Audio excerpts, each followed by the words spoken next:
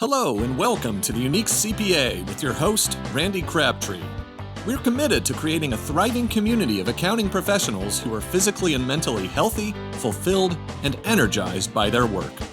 Our ultimate goal is to elevate the reputation of the accounting profession and vastly improve the lives of those in it. The Unique CPA is brought to you by Tri-Merit, the specialty tax professionals.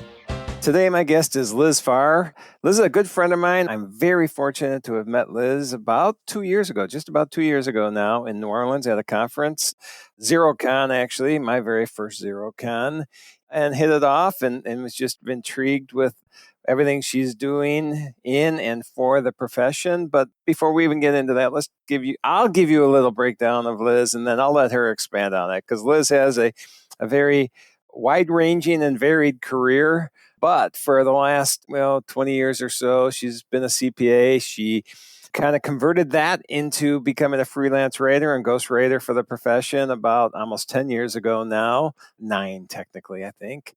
And in addition, through that, she's the influencer maker. Behind the scenes, she's doing some writing for some very influential people in the profession. So before I go any further, Liz, welcome to the Unique CPA. Thanks, Randy, and I'm glad to be here. You know, your podcast is always one of my favorites. You have a lot of pretty interesting guests on there. So thanks for inviting me. That's no problem. We're continuing with the interesting guest today. And I teased that you've had a varied career. The accounting wasn't the first. Why don't you give us a little background of the careers and degrees you've worked on in the past? Because when I was looking at LinkedIn today, I go, holy cow, you were in school forever. Yeah, I was kind of on my way to being a professional student, as my brothers call it. I actually first got exposed to accounting in high school when I was the treasurer of my Explorer post and my Girl Scout troop. Both were operating businesses. And so somebody's mom taught me double entry bookkeeping. Wow. Sent me home with a 10-column green ledger pad. And I kept the books and I really liked it. I thought it was really fun to do this. I really liked it. But I grew up in Los Alamos, New Mexico, which is the home of the atomic bomb. Mm-hmm. And if you grew up there, going into business was what you did if you weren't smart enough to get a PhD in engineering or physics or something like that. So, of course, being one of the smart people, I didn't even think about going into accounting back then. And instead, I ended up getting a degree in biochemistry. And I couldn't find work in New Mexico with my degree, so I followed my then boyfriend to the University of Wisconsin-Madison, where there were more biochemistry tech jobs than there were warm bodies to fill them. So, you just had to say, hey, I'm here. And they, when can you start? Can you start Monday? Okay, great. And so I did that for about 6 years. After about the first 2 years of that, I figured out that I liked studying biochemistry a whole lot more than doing biochemistry. So I kind of looked around. I ended up getting a job on a database project where we were actually using Oracle and Sybase and Ingress to model data that was reported in scientific journals. So all of the training materials were about how to set up your enterprise resource program. Here's how you set up the employees and the company and the inventory and all of that. So, I think subliminally it was working on my brain. Yeah. And so I kind of floated around trying to figure out, well, what am I going to do? Well, I thought I'm good in languages. So let me work on getting a PhD in linguistics. Wow. I took some classes at the University of Wisconsin. And then when my boyfriend finished his PhD in math, he was on the 10-year program. I moved to Seattle and he got his first teaching job at UNLV. And the plan was for him to kind of eventually find a teaching job somewhere in Washington or Oregon. So anyways, that was 1993, and my life just kind of blew up that year. Just a lot of things happened. Right after I moved to Seattle, moved cross country and started grad school, I realized I was a whole lot happier without that boyfriend than with him. So I terminated a 9-year relationship, Oh, wow. started school in a completely different field, was a long way from friends and family. And then my parents were killed in a car wreck Oh. right after I got there. So everything just kind of, my life was just in turmoil. Mm-hmm. And I stuck it out for about 2 years. On one of my trips back to New Mexico to deal with my parents' estate, I bumped into an old friend of mine. We were both single for the first time in forever. We'd known each other for a long time. Since I was 17, I think we first met. And we hit it off, and it was supposed to just be a little kind of date or something. And I've now been married to him for 24 years, with him for more than 30.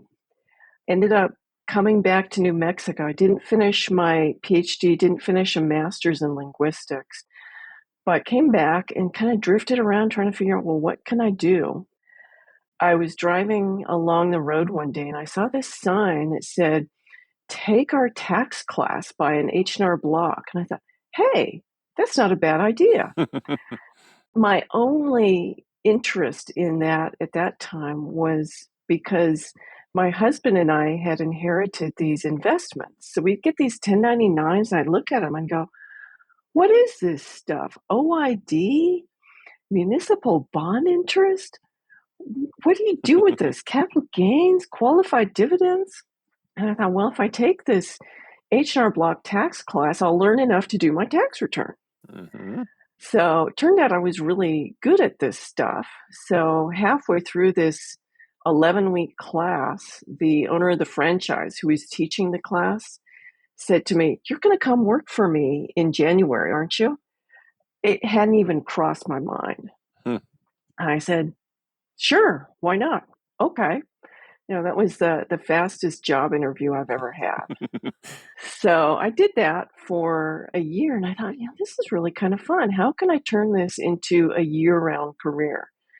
I stumbled upon the new Masters of Accounting program that they were starting up at Anderson School of Management at UNM, which was designed for career changers, for people who had a degree in something other than accounting.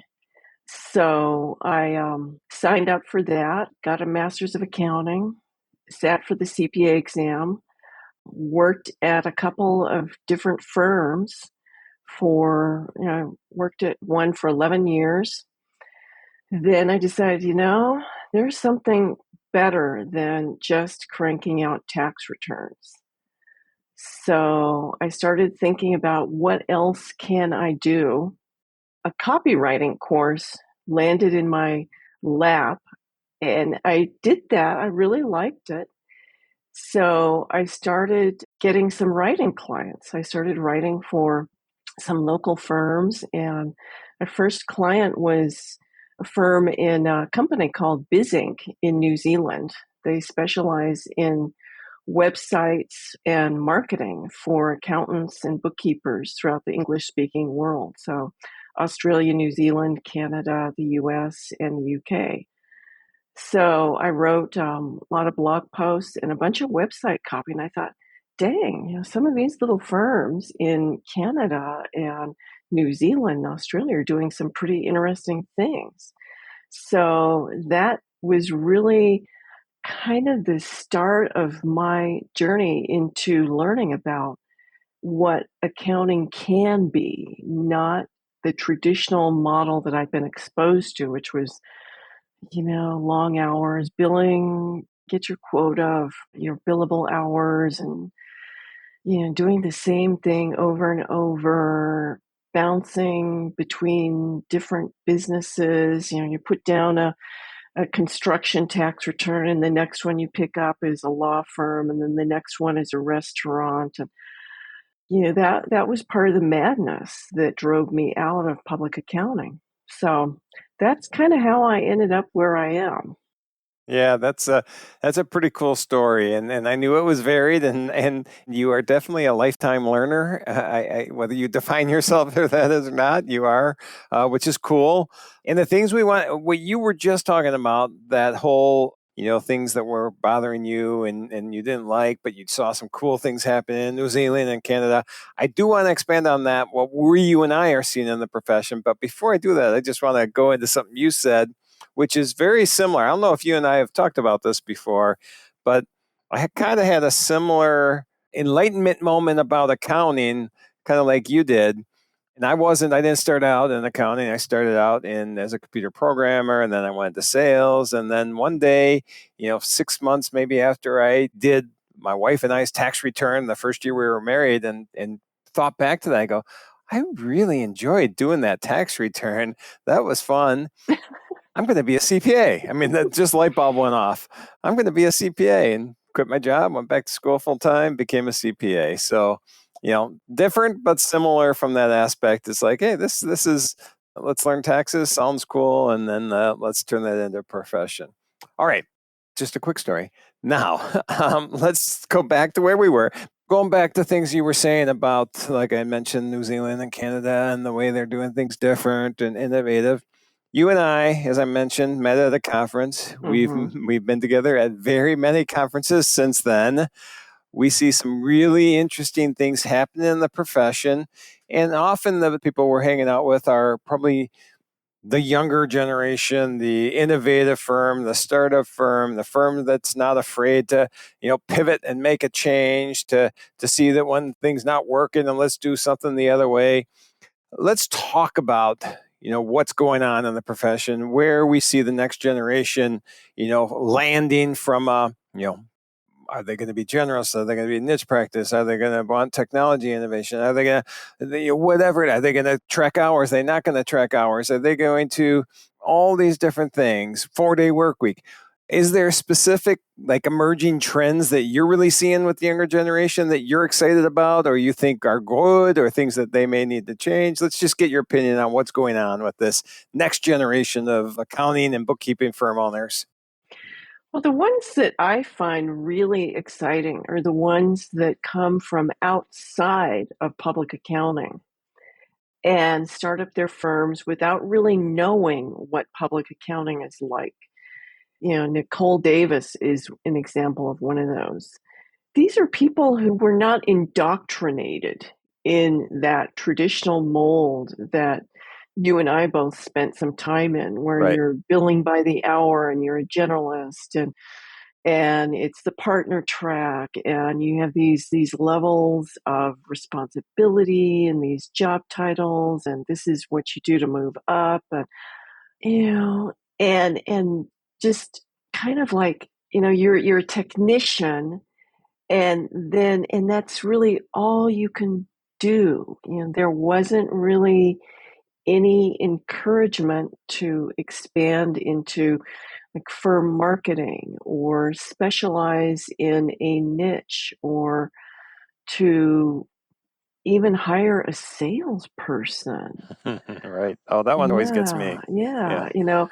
I keep thinking that maybe if the firm I was at had offered me an opportunity to do something like be an onboarding specialist or a client liaison. These are the kinds of things that we see in the firms, in the younger generation firms, because they see that that is a need, that is something that will allow their high volume, high value people to focus on what they do best. If Yep. we take some of the administrative stuff off their plates and just let them do the work that they're best at.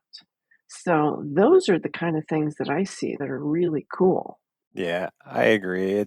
I think historically it's been, like you said, kind of pigeonholed into, all right, you just do this, as you were talking before with the, I'm doing a construction, a tax return, and then I'm doing a tax return for a restaurant, then I'm doing a tax return or accounting for this.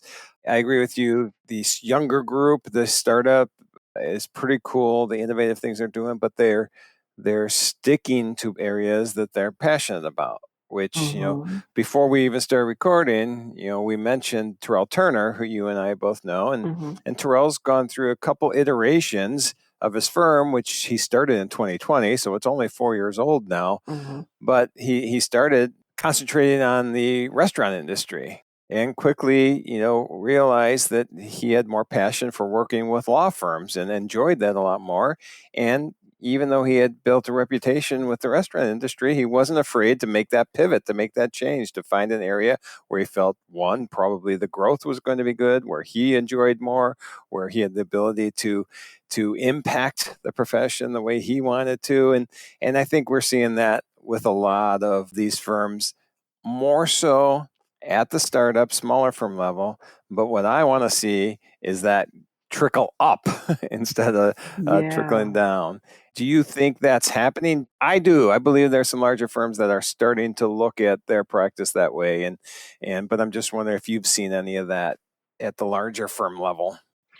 Well, prime example that I can think of is Jody Grundon Yes. and his firm, Summit CPA, where this is not really a brand new firm. They've been around for 20 some years, but what they were doing was really different from the typical brick and mortar generalist kind of CPA firms. So Yep. his firm, Summit CPA, was acquired by a bigger brick and mortar firm because they wanted to learn what he was doing. They wanted him to teach their people what he was doing so that they could do that too. So I see that.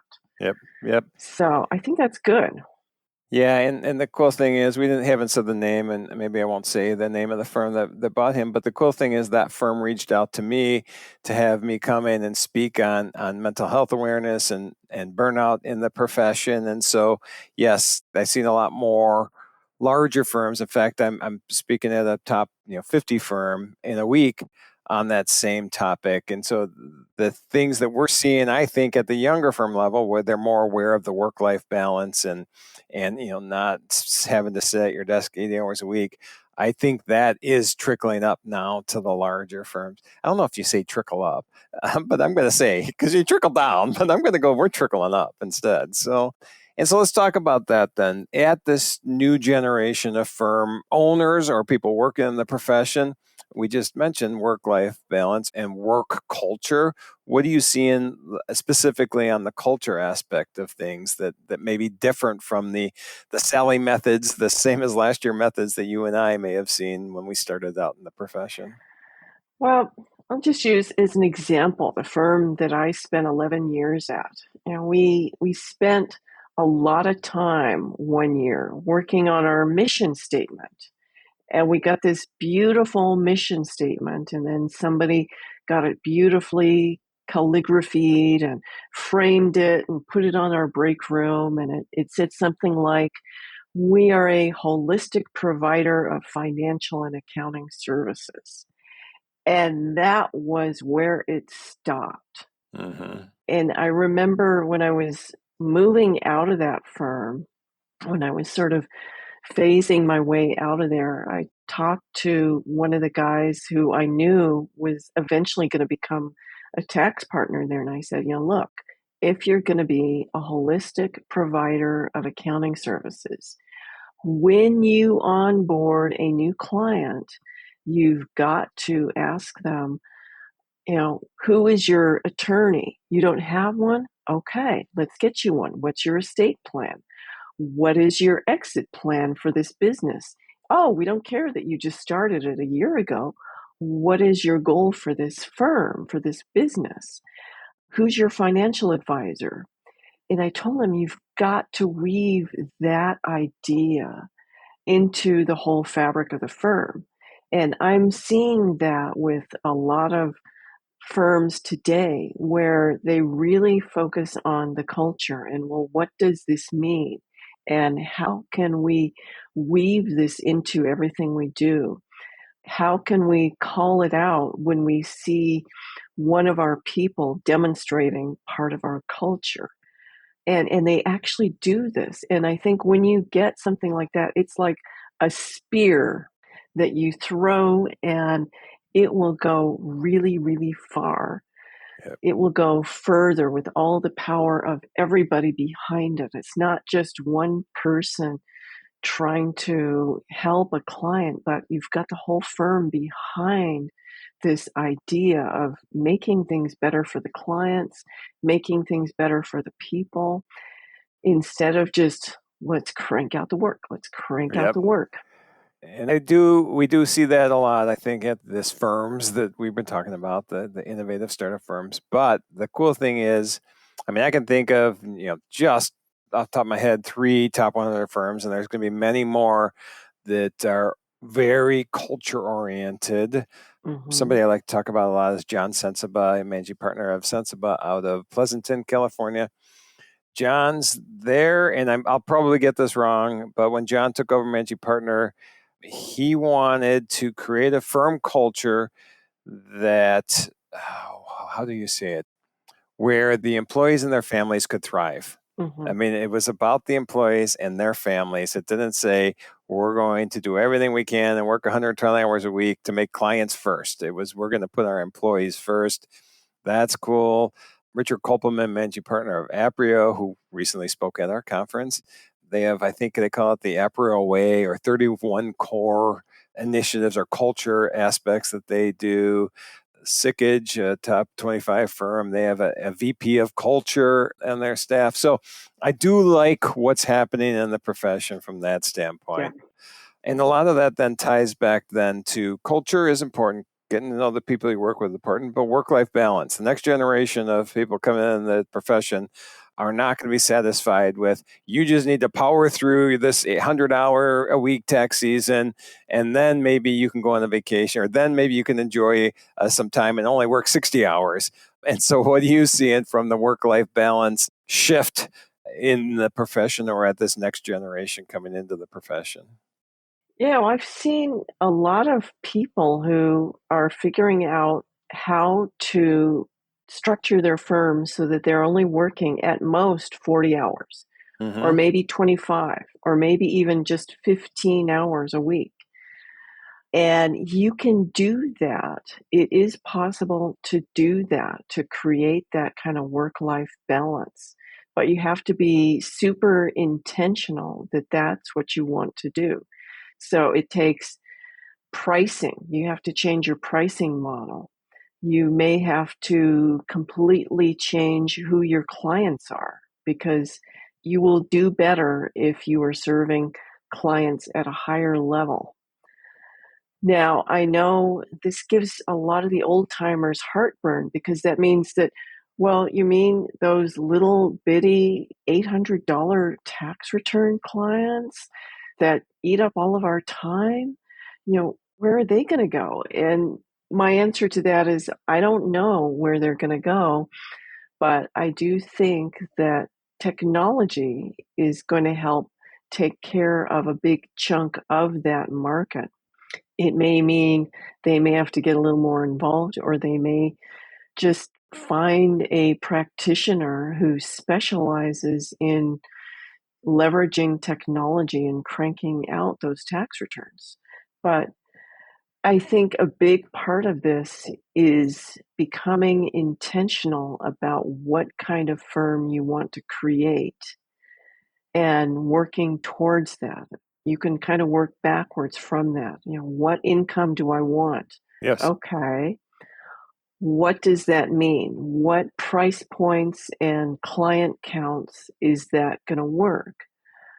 What kind of capacity? How many hours do we want to work? You can design a firm around that.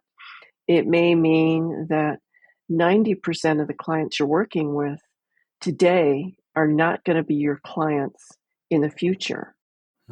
That you may find just 10% of your clients want to go with you. They want you as a partner in this journey. And so that is one option, and the other option, as I mentioned, you can be the person who leverages technology and just cranks out these little bitty tax returns. You can do that, but it takes intention. Yes, intention. That's good. And that, based on what you just said, I mean, we know many people that have done that, define the firm that they want, and they've done that backwards. Let's look at what we want to be. How do we get there? A few I could think of is Luke Templin. He runs a outsource, what do you call it? Fractional CFO firm out of, he's in Omaha, I think. Dawn Brolin, who's out of Connecticut. Luke doesn't work Fridays. Dawn tries to stay to 35 hours a week or less. Elnisha Jones at her firm, and there's about 10 people. They don't work Fridays. We have all these, people like Roman Villar. They're all about going full send. But as a organization, as much as for their clients. And so seeing all these really cool things happen in the profession gets me excited. And sorry, I'm going to go on a rant for a second, but I recently got to review scholarship applicants for the AICPA. So current students in college applying for scholarships, and just to see the passion that they were bringing to the profession that they haven't even been in yet was pretty cool. So it gives me a great feeling that we're in a good spot. And to back up a second, Roman Villar, the one thing that he recently talked about is Gen Z, which is really the next generation coming to the profession. And you just mentioned it, but the most important thing they want to see is technology integration into the firm that they go work for. And so I think if you are a legacy firm and maybe a little stagnant on your technology, hopefully you're not, but if you are, if you want to be one of those firms that generates the attraction of the next generation, make sure that you are up to date on the technology as much as you can. And don't be stagnant. Don't be afraid to pivot, because things are always going to change as well. All right, I went on my rant there. Yeah. So there's things that we didn't touch on that I'm sure you want to. So let me open it up to you and let you just say what the most important things that you'd want to touch on that we haven't yet in this discussion. One thing that really sets the younger generation apart from the older generation is their approach to the profession. The older generations, we were technicians who happened to work in an accounting firm or who happened to own a business that provided accounting services. So it tended to be very kind of siloed practice. The younger generation contrast is a more entrepreneurial approach. They want to have a business that provides accounting services. It's a very different approach. They're business owners first, and technicians, maybe, well, I don't really need to do that. I really want to own a business. So that means that I hire the talent to do the technical stuff. Maybe I've done the technical stuff for a while and develop a process that I can teach people. But eventually, the goal for a lot of these people is to get out of the weeds of doing the work. I had lunch a couple weeks ago with my former boss. He's a retiring tax partner at a firm that I worked at. And he's having a devil of a time extricating himself from the firm because he's still doing a lot of the review work. They just don't have the people to handle the high-level review work. And so here he is. He's older than me. He's in his late 60s, wants to spend time with his grandkids. And he's stuck reviewing tax returns, and he doesn't really see a way out of that. So that's a real difference. I can see someone like Roman Villar, when he gets tired of doing this, when he's ready to spend time with his grandkids, or even his kids for that matter. Yes. Yeah. He will have built an asset that he can sell to somebody else. Yep. and somebody else can step in and do it. He's not going to be tied to doing the work anymore. Yep. So that's a huge contrast, huge difference. I agree. Building a firm where you actually aren't necessarily necessary. Right. A sustainable firm that someone else could just step in and take over. Because in your scenario you just said with your ex-boss, I mean, that's not something I ever want to be in. Like, I can't No. escape, not that escape's the right word, but I can't go enjoy my life with my family because I have to stay here because I can't find anybody to do the work that I'm doing. Yeah, I agree. That is a huge thing that we're seeing, that the next generation is looking at the firm as a business rather than as we're just here because I have technical skills and we keep doing technical work and that's what I do rather than running the firm. And funny thing is I just talked to Lisa Simpson from AICPA today. And one of the big discussions was just the whole business model and how we are looking at the accounting profession and how it needs to change. And that's a big passion of hers. She's trying to be an advocate of that for the AICPA and promote change. And so that was exciting conversation with her this morning. Oh, that's really good to hear. And that the business model has been broken for a long time. And another thing that really sets the younger people apart from the older people is the emphasis on leadership. Leadership is a thing, is not just something you get promoted into. Right. It's not just a job title that lands on you, but it is something that you develop by having people who want to follow you because they like your ideas and you are taking care of them. They trust you.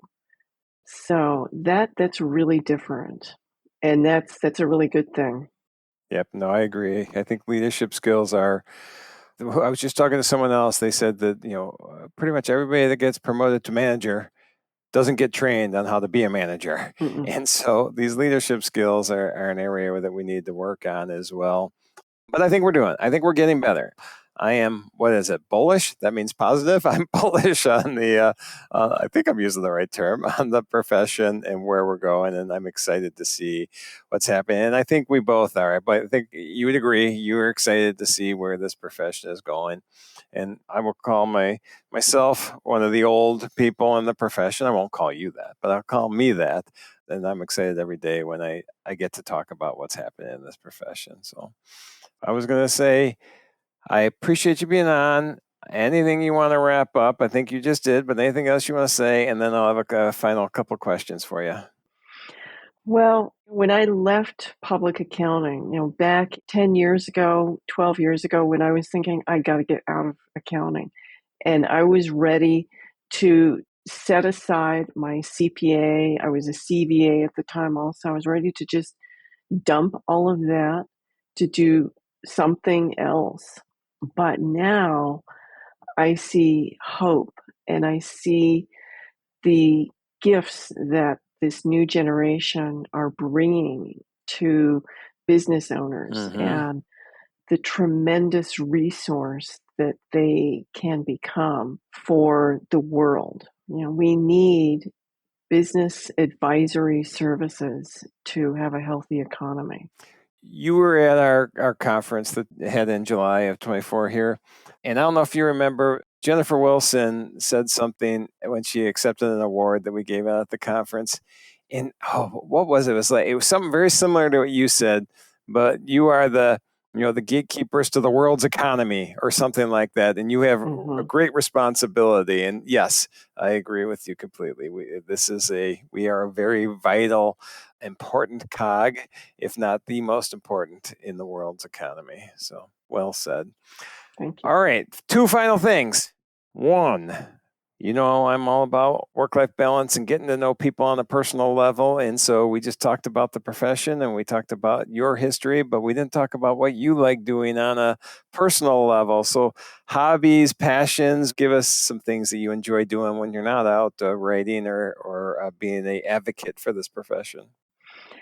Well, As you know, Randy, I like to go on hikes. Yes. And a year ago in September, I walked across England, or I tried to. So I love doing that.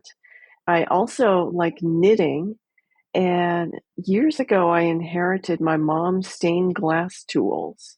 Okay. So I do a little bit of that. I haven't done it for a while because we packed it away to do some renovations and haven't gotten it back out again. But I love it. There's something about working with my hands. I got to have my hands doing something all the time. Nice. Yeah, that walk across England was when I had met you. You were using a cane because you had recently broke your ankle I had ankle surgery. surgery. I tore a tendon, and the surgeon also reshaped my heel bone so that I don't walk on the outside of that foot anymore. So it's been a major rehab process. Yep. And so that hindered the walk a little bit. Yeah. I was impressed that you had this that you were doing this because I'm like, wow, that's quite a goal, especially not much more than a year after the surgery, or was it less? It was about a year and a half, Okay. and I'm going to try it again Nice. in about another 2 years, I think. Okay. And I think by then I'll actually be able to walk the entire 200 miles. Now, the trail we went on, incidentally, was created by an accountant in the UK. Alfred Wainwright was an accountant who liked to go on walks. Wow. Yeah, 200-mile walk, huh? That's pretty cool. All right. Well, you've got me motivated to look into this because I'm like, that would be something pretty cool to do. And so One way to look at it is it's a really long pub crawl. that's what I was thinking. Because most of the places we stayed at were bed and breakfast that were old English inns. So, Yeah. you had the bar downstairs Yep. with food and then rooms upstairs. I am definitely going to look into that. I just yesterday booked an appointment to get my left knee replaced on March 10th. I already had my right one replaced. So it may take me a few months after that to do it. So maybe we'll look at 2026 as the Yeah. game plan for doing this. And I appreciate you sharing that because I'd love to hear the cool things people are doing. And this is one of the coolest I've heard. And then last question. We did mention you're a writer, you're a freelance writer, you're a ghostwriter. If people want to know more about that, where's a good place to find out information or get a hold of you? A good place to find me is on LinkedIn. Just look for my name, Liz Farr, and look for CPA and ghostwriter. You'll find me there. That's a good place. I'm also on Twitter, and you can also go to my website, farcommunications.com. And that's Far with 2 R's. I was going to say that. So that's where people can find me.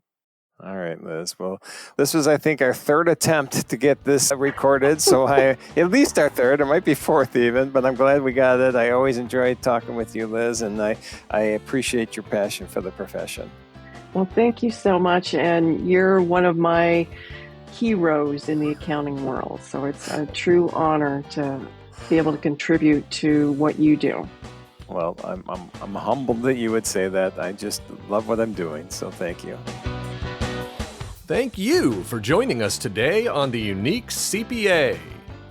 You can find the show notes for today's episode and learn more about TriMerit at theuniquecpa.com. Remember to subscribe and leave a 5-star rating on your favorite podcasting app.